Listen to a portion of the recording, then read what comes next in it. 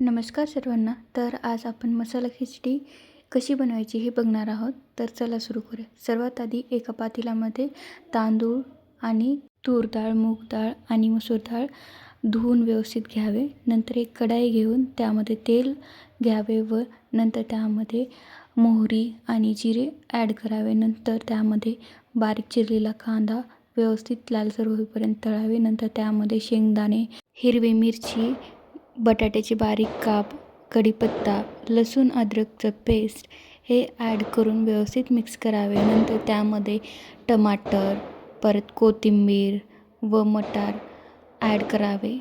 आपण या मसाला खिचडीला मसाला भात पण म्हणू शकतो. आणि नंतर त्यामध्ये हळदी, लाल मिरचू, काळं मिरचू आणि गरम मसाला ॲड करावे व त्याला व्यवस्थित मिक्स करून घ्यावे. ते व्यवस्थित तळले की त्यामध्ये आपण जे स्टार्टिंगला तांदूळ आणि डाळ धुवून ठेवली आहे ते ॲड करावे व त्याला व्यवस्थित मिक्स करावे. नंतर त्यामध्ये पाणी ॲड करावे व त्याला व्यवस्थित मिक्स करावे, जेणेकरून सर्व मसाले मिक्स होतील.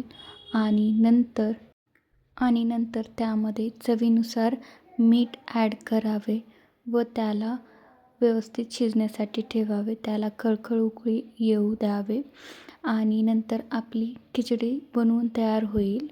जर तुम्हाला ही रेसिपी आवडली असेल तर व्हिडिओला लाईक करा, शेअर करा, सबस्क्राईब करा. धन्यवाद.